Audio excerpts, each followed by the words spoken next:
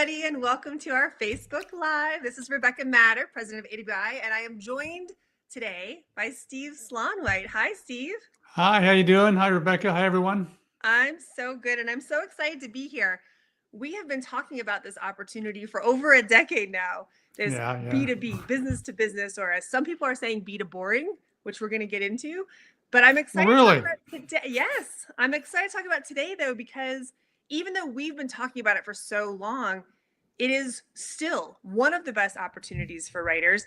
And with this growing use of AI and everything happening in the industry, it's one of the opportunities that is growing in various areas. And so I'd like to get into that today and just talk about everything. But if we can take it from the top, just so we're all on the same page, if someone's brand new, B2B, can you tell us what it is? And so that we're all starting this conversation on the same place. Sure. Well, the comparison I like to use is buying a bicycle compared to buying a forklift truck or a fleet of forklift trucks. When we as individual consumers buy a bicycle, what we do, we go online, we do a little research, we go to some of the website pages, may sign up for something, go to a bike shop, look at the bike, try it out, end up buying the bike. And if we're motivated, it's a fairly fast process, like maybe a couple of days or even the same day, and you got a brand new bike. If you're a warehouse operations director and you're buying a new fleet of forklift trucks, which might be a $150,000, $200,000 purchase, you're not going to go out, look at some forklift trucks and go, I'll get that one and that one and that one, and here's a company check and whatever, and spend $200,000. No, it's going to be a much longer process, a much more considered buying decision, because it's a business, the warehouse operations, buying from another business. That's business to business. And business to business purchases tend to take more time, and there's a lot more content involved in making that buying decision. I mean, some buying timelines for B2B products are 3 months, 4 months, 6 months, dozens of touch points along the way, content needed, all these different types of content needed along the way. So that's probably for writers, the most meaningful difference between B2B and B2C. B2B, a lot of content, and it's targeting another business. It's funny when you talked about the buying, like the person going to buy this thing, and that could be accounting software. It could be massive laser machines. I mean, it could be all kinds of things, but I pictured myself adding forklift to cart and like checking out. Like that's not what we're talking about here. And so in the B2B space, I think that's why I've always loved this opportunity, is because the demand is so big for writers because there are so many touch points. Can you talk a little bit about like where it starts and maybe where it goes? So over those 3 to 4 months, how does it start? So I'm looking to buy $200,000 worth of forklifts, and what happens next? Can you walk us through that? Sure. Well, let's consider a different example. Your example of an enterprise accounting software. Okay. So I'm not talking about QuickBooks, something simple for small business, but a bigger enterprise package software for corporations. So how would that be sold? How would an accounting VP of finance PD go ahead and buy that? Well, first of all, there is this, at the beginning of the buying process, there's this whole area of brand awareness and lead generation, right? Brand awareness, like they're making the market aware of our enterprise software through ads and maybe TV commercials and video and social media. But even a bigger focus is lead generation, generating sales leads that the sales staff can follow up on and chase down and sell the enterprise software. So a lot of ads, particularly social media ads, email campaigns, videos, a lot of activity to try to generate leads to begin with. And then those leads are followed up on and nurtured through the sales process through sometimes several weeks. And more content is involved there. Could be case studies and brochures, and a specialty type of brochure called the sell sheet, and success stories, customer success stories, because no one's going to buy an enterprise accounting software unless they have some information on how other companies are using that same software and how they're doing with it. So customer success stories, proposal templates, it goes on and on, more videos, more social media, lots and lots and lots of emails, all the white papers, maybe ebooks, webinars, trade show stuff, So there's a lot of content. I mean, there really is a lot of content that's involved in taking a customer from becoming aware of the product, kind of raising their hand and saying, okay, I'm interested, tell me more. That's lead generation. To discovery, I'm learning more about this product, I'm asking questions. Through this weeks and months, there's a lot of content involved by the time they get to a point where they sign the deal and buy this $95,000 enterprise accounting package for their company. And it's interesting because nowhere along the way did you talk about sales copy or selling. And that's because there's a sales team. You're really supporting, the lead comes in and goes to the sales rep. And your job is really to support them with all the content that they need to pack around their selling process, right? That's right. The closest we come to sales copy, and sales copy is important, but it's sales copy to generate leads, okay, not sales. So give you a practical example. A lot of companies use a free webinar to educate their target audience on some aspect of the product they're selling. So they offer a free webinar. You got to sell that free webinar. Copywriters are often hired to write the webinar promotion, the emails, the social media ads, the social media posts, stuff to get people to attend the free webinar. Sometimes copywriters are even hired to help write the webinar, the script for the webinar. And so they use that as a free offer to generate leads, right? Another example is using ebooks and white papers as a free offer to generate leads. And if you go on LinkedIn and even Facebook, you'll see a lot of these social media posts and ads from companies offering a free webinar, or join us, or download our free report, or download our free white paper. That's all lead generation. And it does require persuasive copy for that. Okay. So, and by the way, guys, if you don't know Steve Slaunwhite, I should have started this at the beginning. He not only is a working B2B copywriter and a noted expert in this space, but he is one of the best teachers I have ever encountered in my now almost 3 decades of experience in this industry, which is crazy. I've been with AWAI for over 20 years and have worked with Steve for a very long time. One of my favorite instructors. If you ever have an opportunity to learn from someone, learn from Steve. Like, the track record of his success stories that come from his training programs, and it is why companies hire him to come in and train their in-house teams as well. Take advantage of the opportunity. He's a gift.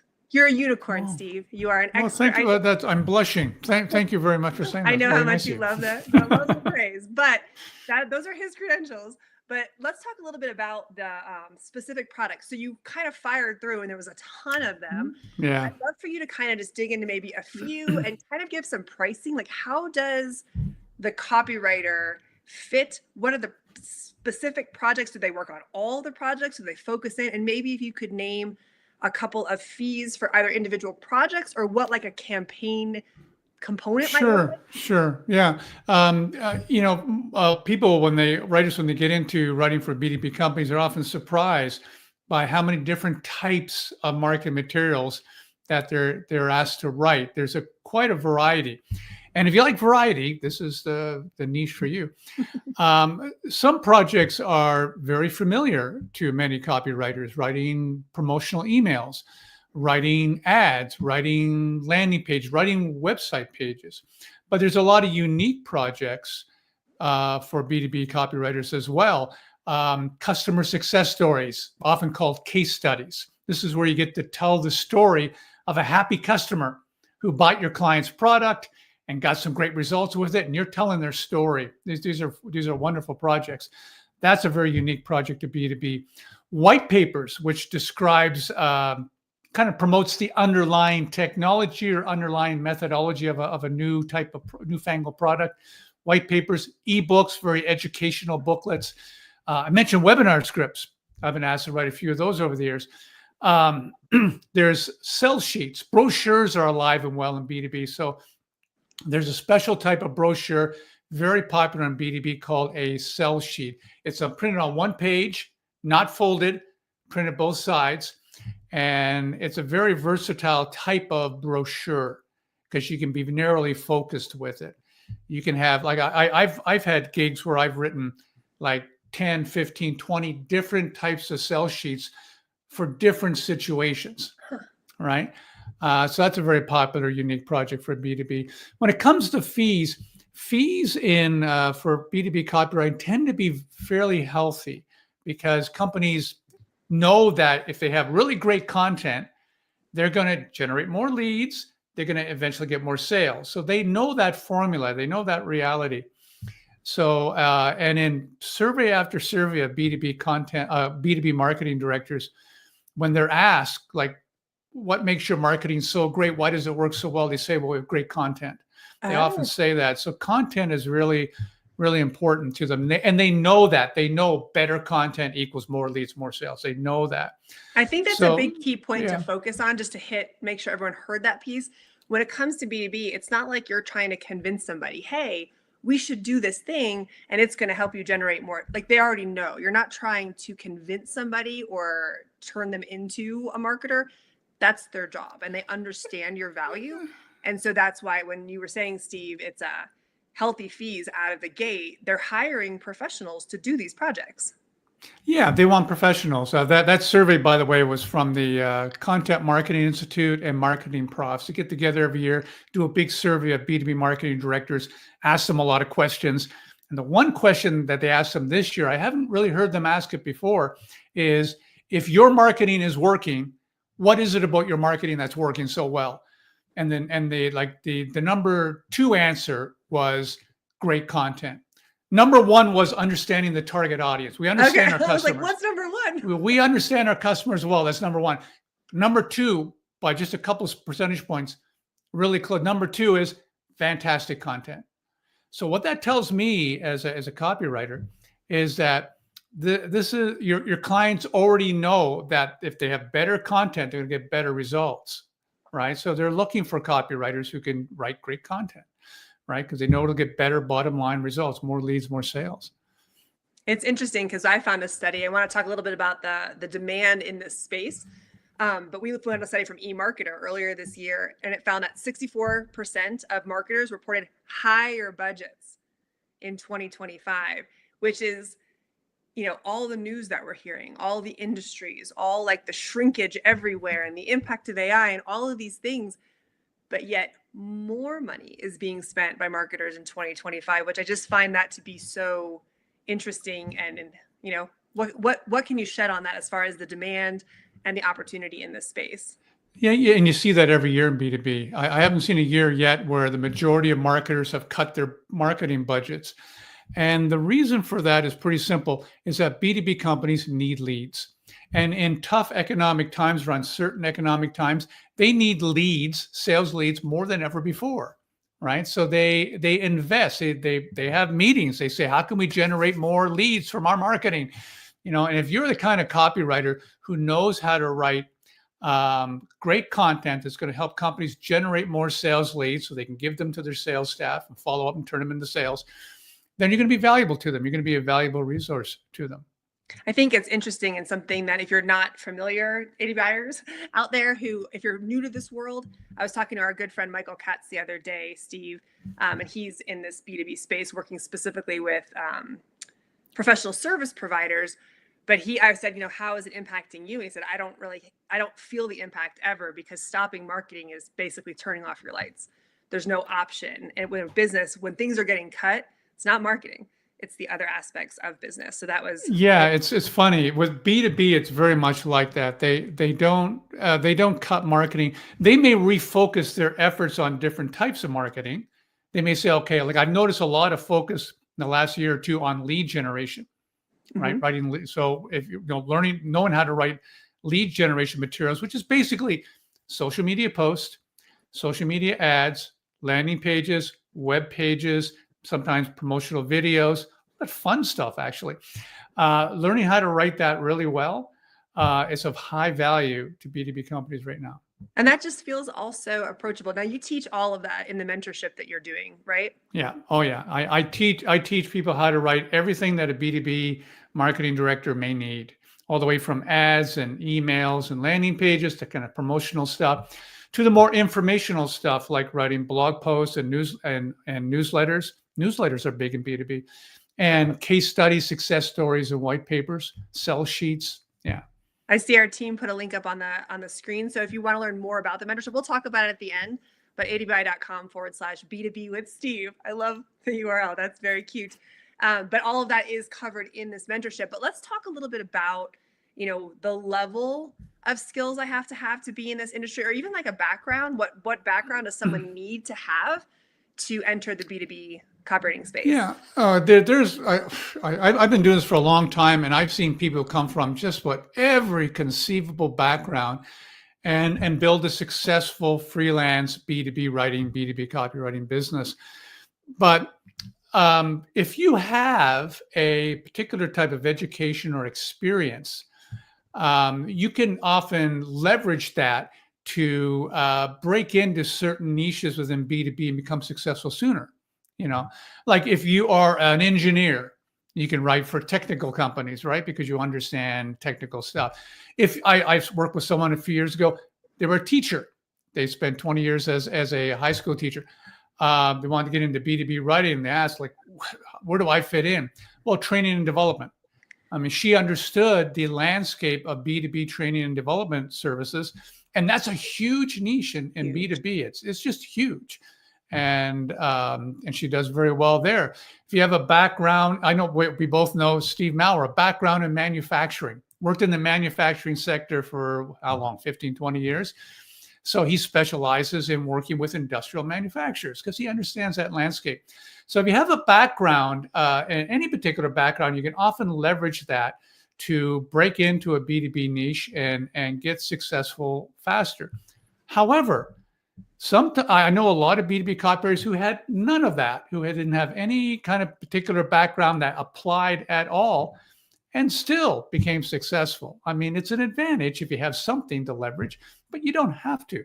You can learn this stuff, right? Yeah. I think that's really cool. On the experience side, that would be speaking to you all out there who already have professional careers and you think, oh, I'm going to become a writer and now I have to start over. You actually don't. If you enter the B2B space in a niche that's a sub niche that's relevant to your experience, you can leverage all of your experience. If you've been in aviation, if you've been in the medical field, if you've been a teacher, and you have 10 years, 15, you're not starting day one as a writer. It's all that experience plus. And I've oftentimes argued that if you and I go head to head, I have 20 years of writing experience, but if I go head to head with you and you have industry experience, you're going to get that job every day of the week over me because I don't understand the audience. I don't understand the buyers, the process, the jargon, all the feelings and things that are involved in those buying. That's not what I can do well. And so you're going to win. So if you have experience, leverage it. It's just such a great way of, even if you just do it for a few years, to build that confidence and get in. But I love that you brought up too, that if I don't have experience, or what if I hate the industry that I've worked in, I can still enter this space. Even just having professional experience, right? Being in business or some industry can still. I've worked with people who were business owners that had a business, and I said, you have a head start because you understand business. You understand that business needs sales, needs marketing. You understand business. You could leverage that. You could work with a small company, small business owners, B2B. I was working. We had in our program, Rebecca, a couple of years ago. I remember there was a nurse. Was in our program. She said, is there a niche for me? And because I don't have any writing experience, she said, the way she put it, she said, I've only been a nurse for 18 years. And I burst out laughing. I thought, man, there are B2B marketing directors today at this moment who want to talk to you. I mean, because she knows that landscape. She knows that world. She understands medical jargon and equipment and products, and she could do very well in that world. And she did, and she does. So, yeah, you can take about any kind of background and leverage it to give yourself a head start. And when you think, guys, about all of the tiny industries, so B2B is like everything, right? Where a company sells to another company, but you could specialize in concrete. We did a fun niche example where we were just researching companies in tiny little, could you be the concrete copywriter? And there were over 1,000 businesses in our kind of size of what we're looking for as far as size of company, mid-size, that would need copy and content written. 1,000. And you only need, Steve, 4 or 5 clients to really make a great living as a B2B copywriter? What, you tell me, is that right? That's right. I just, as an aside, one of my clients is a concrete equipment manufacturer. How So they funny. make, they make the jackhammers and all this stuff that has Yeah. to do with concrete equipment and cement equipment and that kind of stuff. Anyway, Of all so the there you go. random examples I could have used. So I can tell you that's a nice niche to be in. That's the great thing about B2B. Remember what we talked about earlier? One company, they're often marketing several products. Very rarely does a B2B company have one product. They often have several products they're marketing. A lot of content.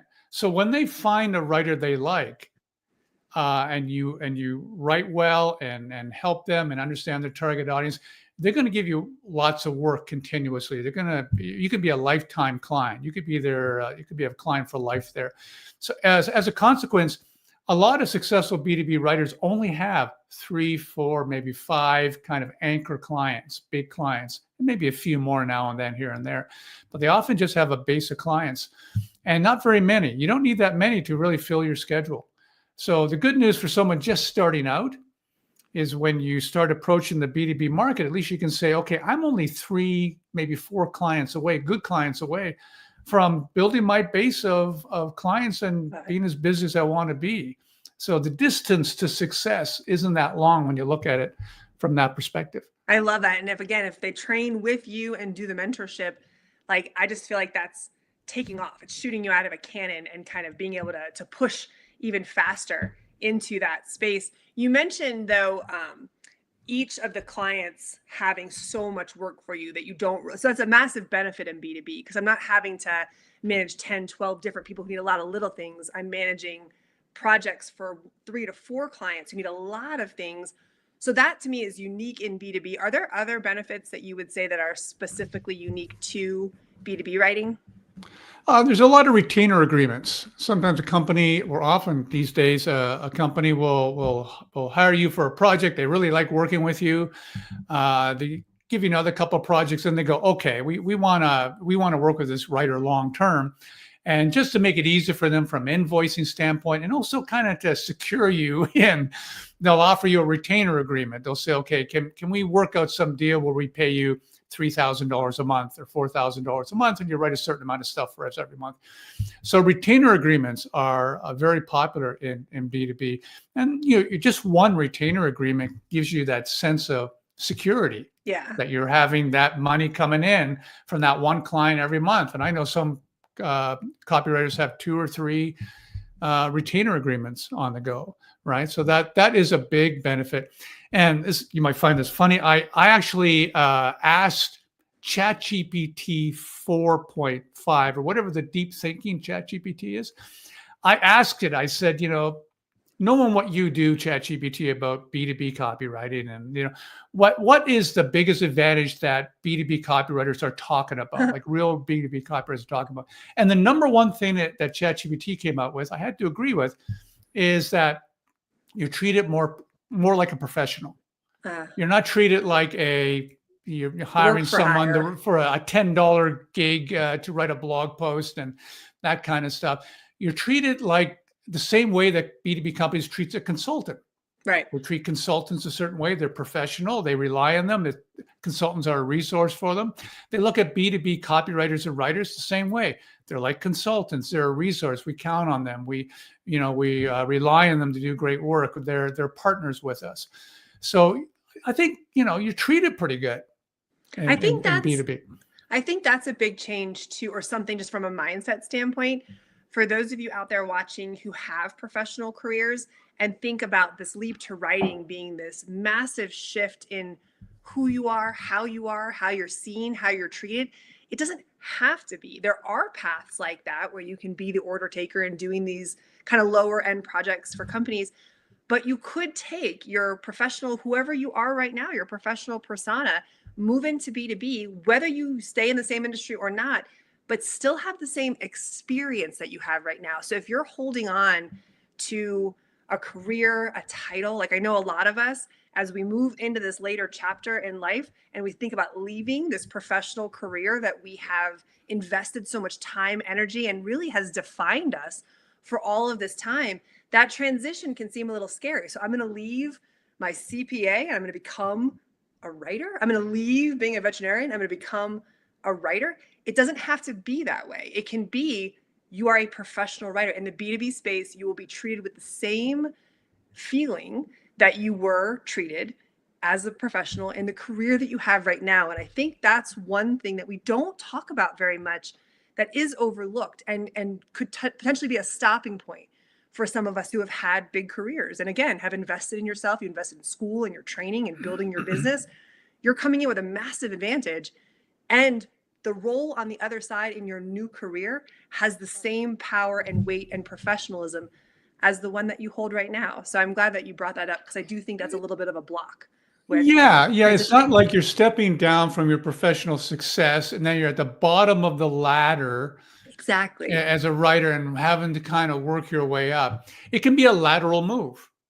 You're taking your experience and your education and your training or any new training you do in B2B, and you're making a lateral move taking the experience you have with you and applying it to B2B. Yeah.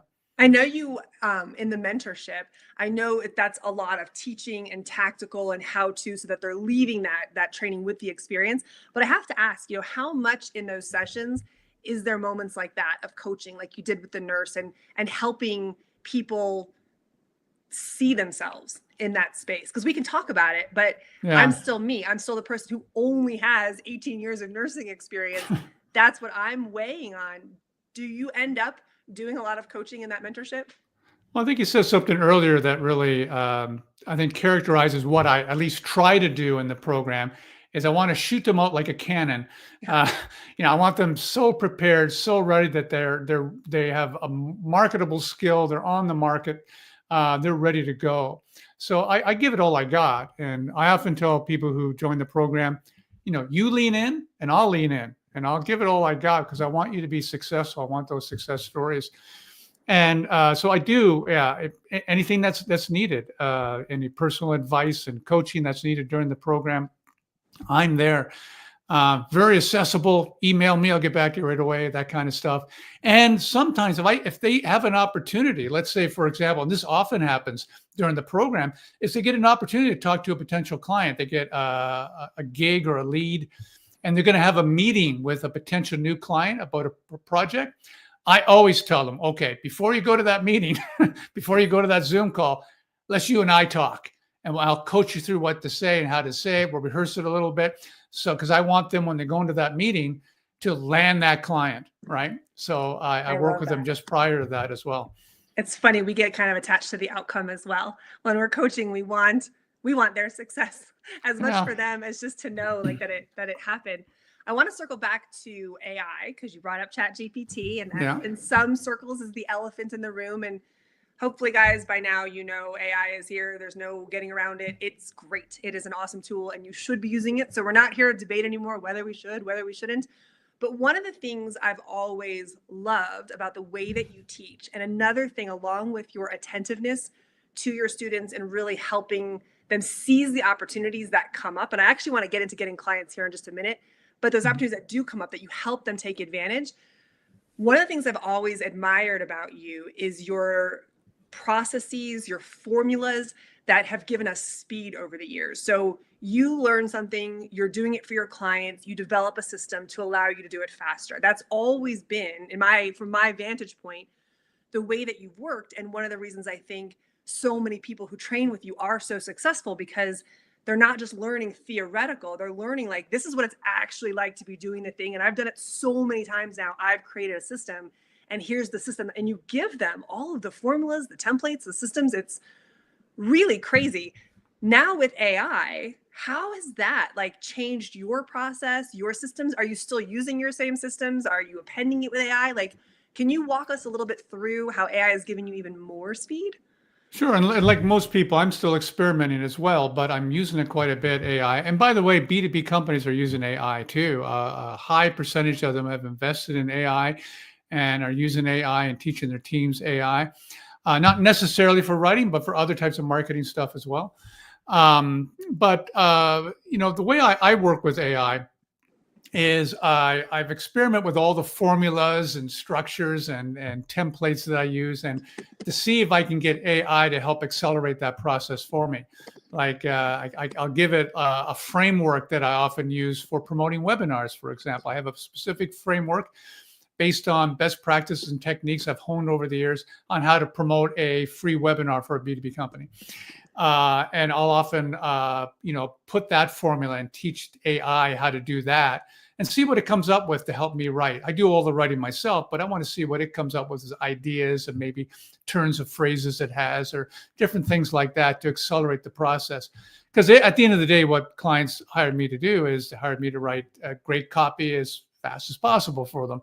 Right. Because they all want it yesterday, it seems. So as a marketer, I will agree. Yeah. So, but there's another issue here when it comes to AI, and that is how you as a writer should approach clients and answer the question that clients always have: how do you use AI? Because B2B clients will ask you that. They'll say, like, "Are you using AI? Are you using this ChatGPT thing? How are you using it?"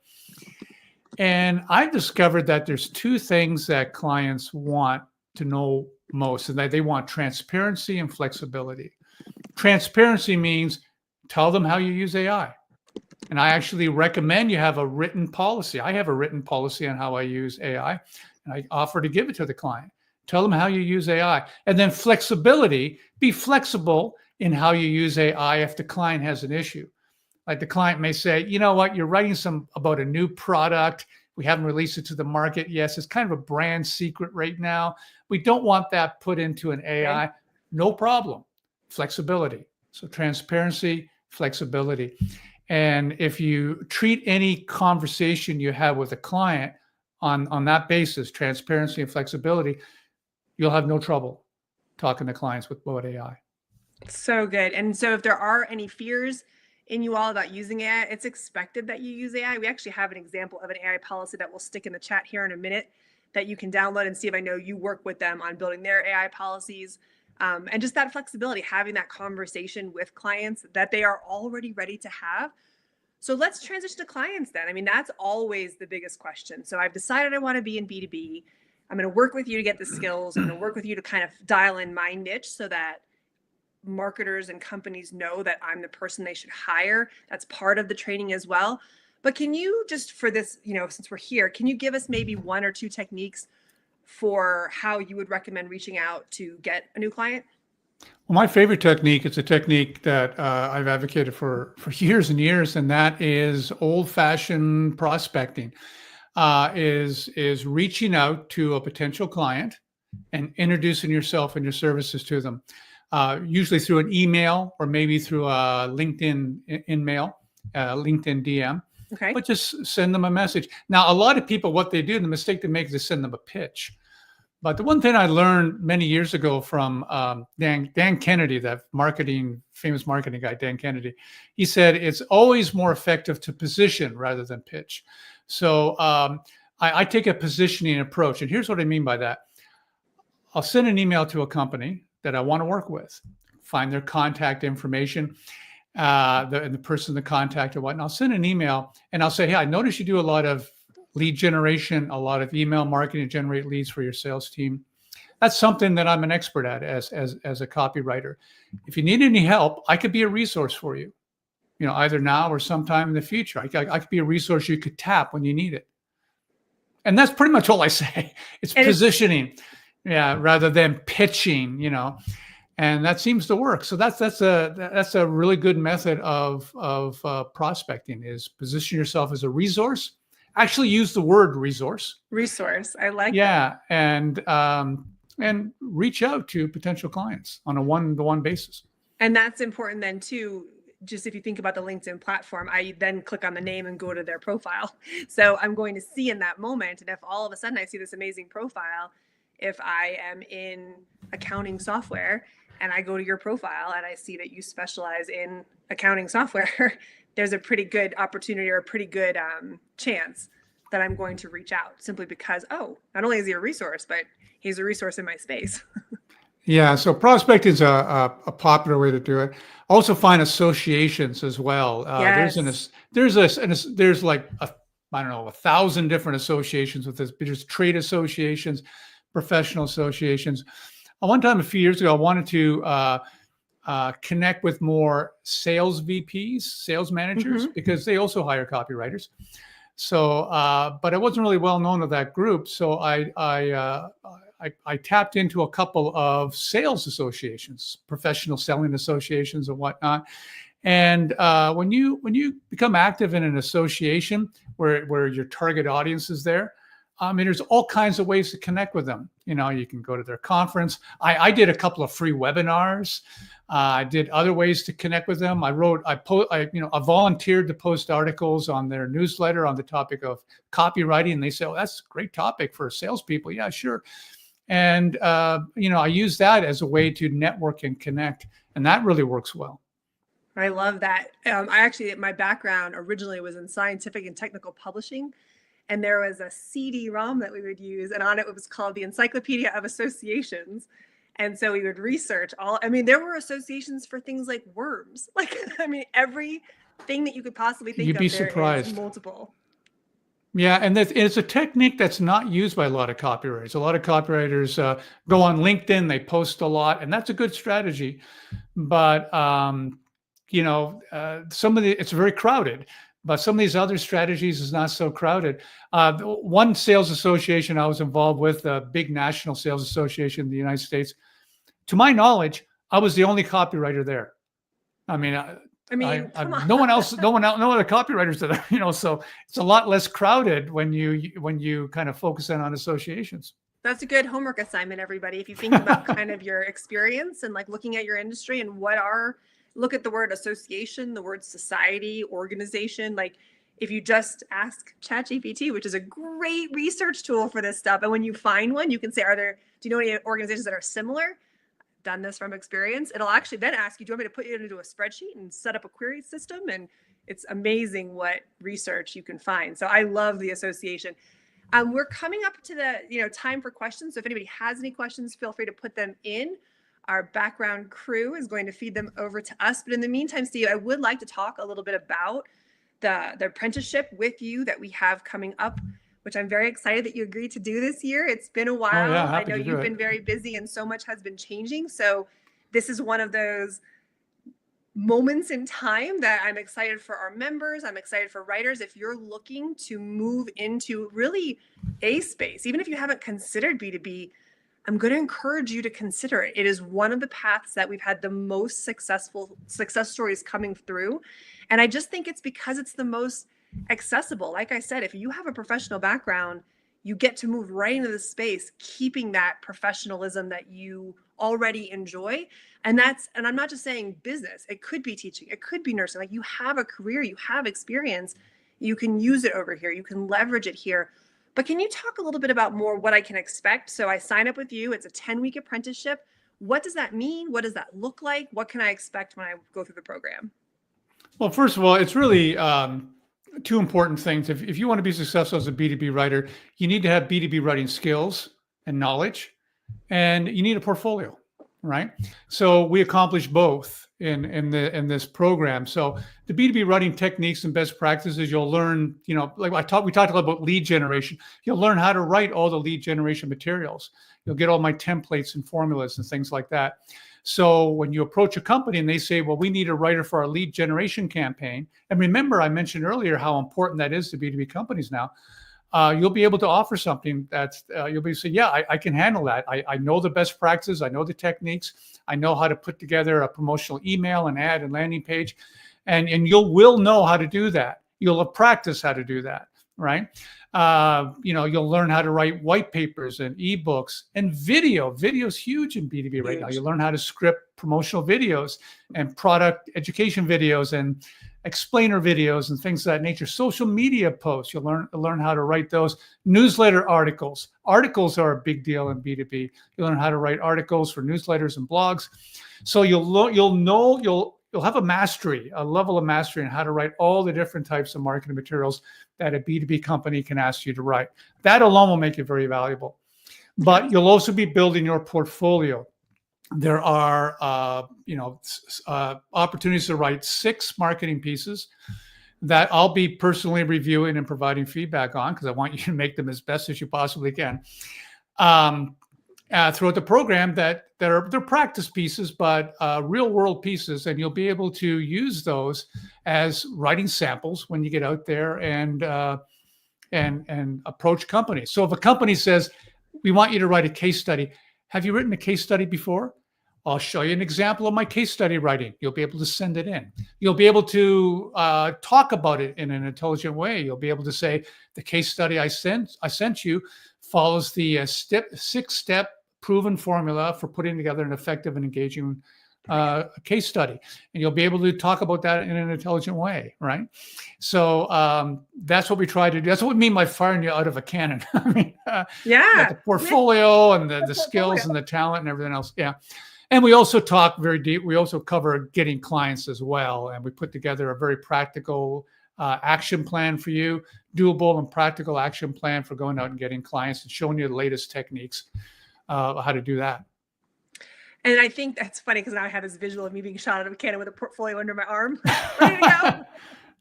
But I love the whole, I mean, this really is an all-encompassing training, guys. So this is not like I'm going to take a program and then I'm going to take a program and then I'm going to take a program. This is I'm going to show up to class. I'm going to participate. I'm going to gain the experience. As our good friend Elise Bennon says, confidence isn't something that can just be obtained. Confidence comes from experience. And that's the only way to get it. We can't just like wait till we're ready. We have to experience to gain confidence to be ready. And that's what this is all about. And one of the things I've loved about the way that I mean, even just right now, I'm like, I really want to be a B2B copywriter. Can I change into another career right now?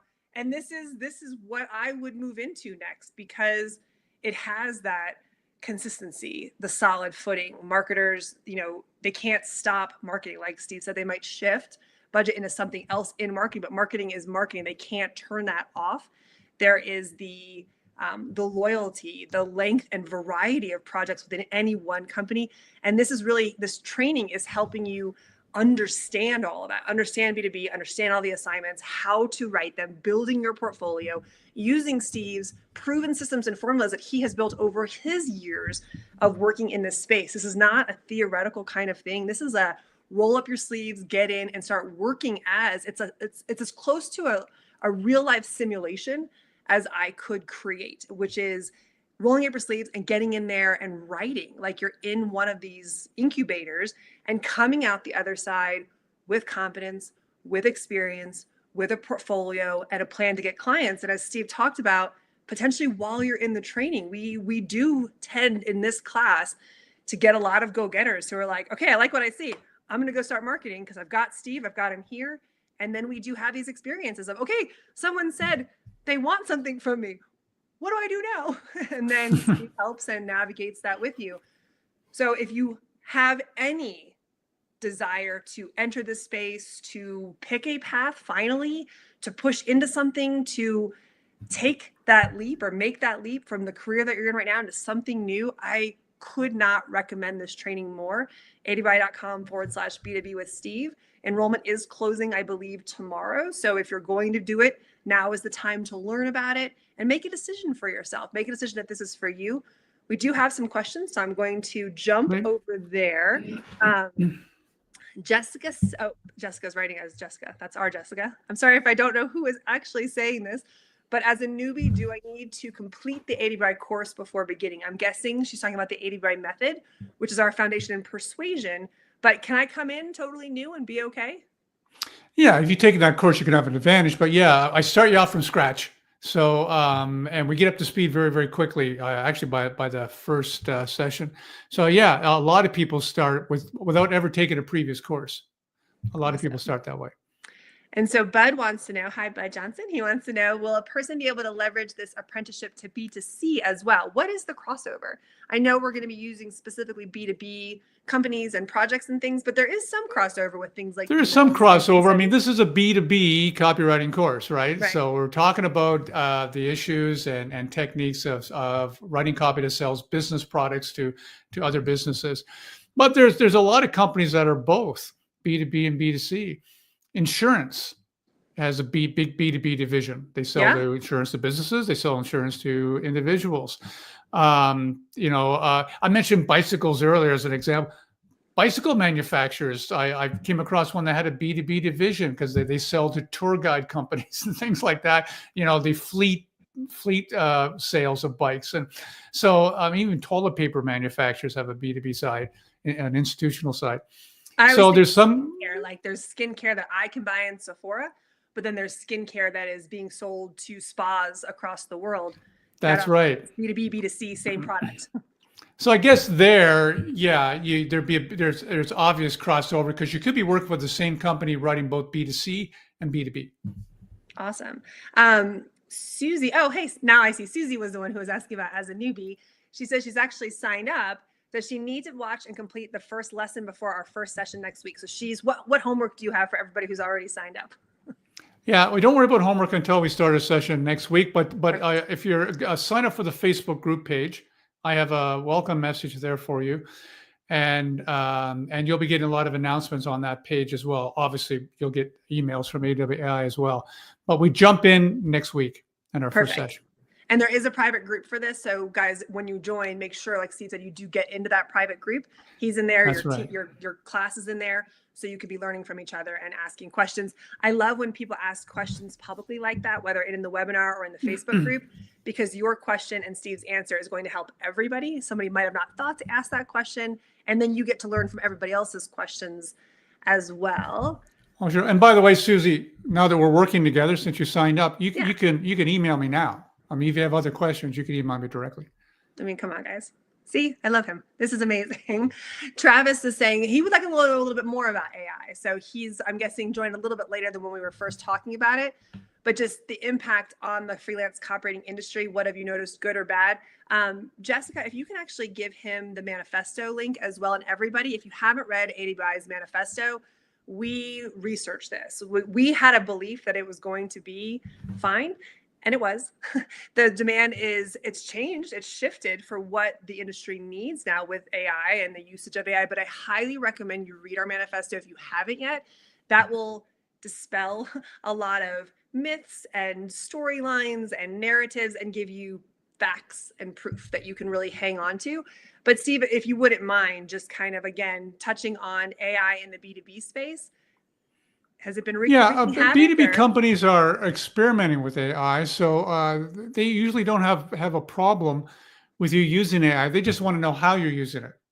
They want the transparency. They're gonna ask you the question, how are you using AI? And you need an answer to that. So, write down as a policy how you use AI so you can talk about it in a transparent, comfortable way with clients.